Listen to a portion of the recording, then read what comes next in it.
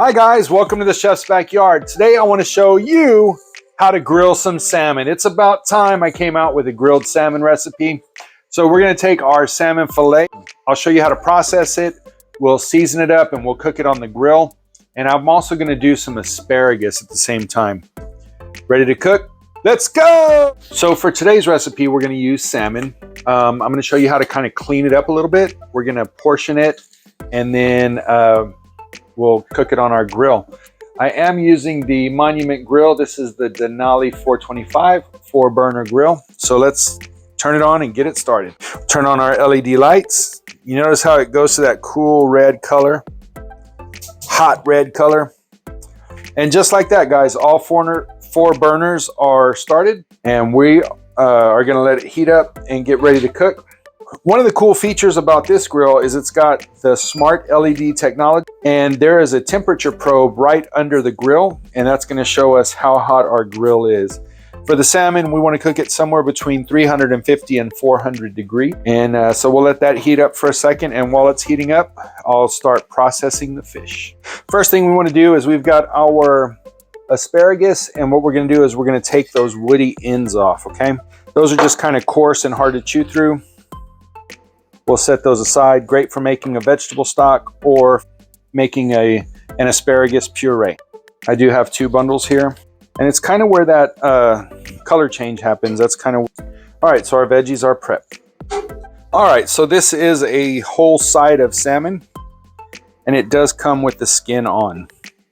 Now, you can choose to leave the skin on, or you can remove the skin. I'll show you a couple of tips to do that. One of the things that I do like to do first is I like to take my knife, and I'll take the edge of the knife and just run it with the grain of the fish, and I'll pull up a little bit of what's on the surface. Now, this fish is fresh. I bought it at my grocery store, but it was packaged a day or 2 ago, and we just want to clean it up, okay? By doing this, you're removing any of the bacteria, any of the extra kind of flavor stuff. And one of the things that I learned is whenever they're packaging these fish, they're pulling them out of big cartons with fillets stacked on top of each other. And they're clean, but this just kind of tightens it up a little bit more and gives you just a little bit better surface to work with. All right, and that's all it takes, guys. Just a couple of passes. Use your paper towel. You'll get the fish off of there. Kind of the width of the knife is a good guide for your portion size, right? I want to take off, since we're going to grill it, we want them to be a little bit thicker. So this end piece here, I'm going to go ahead and take my knife and cut through the meat down to the skin. And what I'm going to do next is I'm going to turn the knife towards the tail. Using my hand over here, I'm going to kind of pull and push with the blade so that the blade is going down towards the skin, but right under the flesh. And that's it, guys.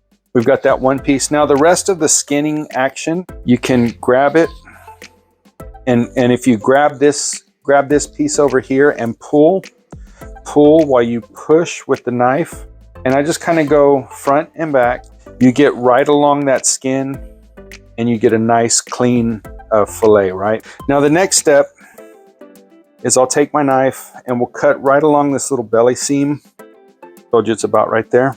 And that one I'll leave as one piece, okay? So we've got the head and the tail, but we've got 1, 2, 3, 4, 5, 6 beautiful fillets. I'm going to change my gloves. Now at this point, you can season it a whole bunch of different ways, as simple as salt and pepper. But for tonight, we're going to go, and I'm going to use an already made rub. This is a beautiful rub from Meat Charts. It's called Holy Voodoo, and it's got some great spices, and we'll just season our fish. Now do both sides, okay? We're going to do top and bottom. All right, guys, there you have your salmon fillets seasoned and portioned. All right, guys, so let's prepare our asparagus. I've got some olive oil. Just drizzle that over the top. We've got some salt. This is Himalayan pink salt. Can be a little bit generous with that. We're on the grill. And then I've got some fresh cracked black pepper. And then why don't we give that a sprinkle of that holy voodoo as well.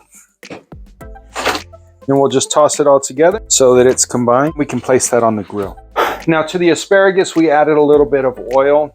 To the fish, we haven't added any oil, but I do like to give it a spray of some grilling spray, just so it will kind of coat the grill grates and it gives the fish less of a chance of sticking. So now what I like to do is this bottom part was the skin side and the top part was the part that was up at the beginning. I like to start with the top part on the grill grate. Now the Denali comes with the temperature probe, so we'll go ahead and place that inside of one of the pieces of salmon. And you want it kind of right in the middle. That'll just help us to know when it's time to pull the salmon off. Now while that food is cooking, I'm going to clean up my work surface over here. Take you in for a close-up there on the salmon. And then there's the asparagus too. So it's been just a couple of minutes and I'm going to flip the asparagus. All right, so my temperature gauge says that the fish is already at 150. I'm going to go ahead and turn these 90 degrees. And I don't think that fish is really at 154. I think it might be just a little close to the flames because I don't even have grill marks on my salmon yet. But you can see the little flare-ups. That's because the salmon is already releasing its oils, okay?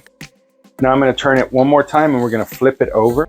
And at this time, I'm going to go ahead and take my asparagus and I'm going to put them in my pan, my aluminum pan over here, because they're already starting to soften up. And I'll place the pan on the warming rack so that way they can take advantage of that heat. I flipped the salmon over. Now we're going to turn it 90 degrees again. You can see it starting to crack.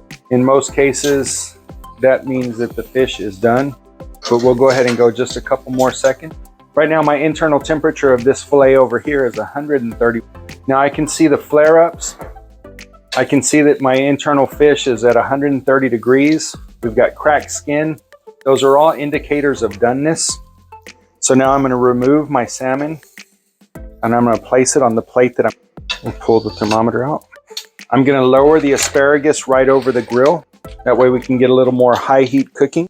I'm going to put my salmon up on the top grate and we're going to top it off with a little bit of honey. We'll go ahead and drizzle it with some honey. Now you can garnish it any way you want. If you'd like to do sesame seeds, you can do sesame seeds. It has a little more oomph to it. Maybe you'd like some chopped chives, or maybe you're a purist. At this point, I'm going to turn my grill off. I'm going to close the lid and we'll let that sit for about 5 minutes. We'll let it rest for 5 minutes. I'll go ahead and add some lemon wedges up there. Lemon goes great with the asparagus as well. All right, guys, so here is honey grilled salmon with a, man, that looks fantastic. What do you say we take a bite? You see how that fish just flaked apart? Let's take a bite. All right, guys, let's take a bite of that salmon. That is so good. Rich, fatty salmon, savory spices, a little bit of a honey drizzle. Oh, so fantastic. One of the other things, lemon goes really good with asparagus. So now I'm going to squeeze some lemon over the asparagus and the fish. Now let's give it a taste. Here's bite number 2 of that salmon. Oh man. So now you have the acidity coming in and balancing it. That is fantastic. How about some of that asparagus? See, it's still tender crisp. You get the smokiness from the char. Oh, fantastic. I hope you guys get a chance to try this at home. Thank you so much for stopping by the Chef's Backyard, where I share recipe tips, tricks, and how-tos. And I love cooking with you here at the Chef's Backyard.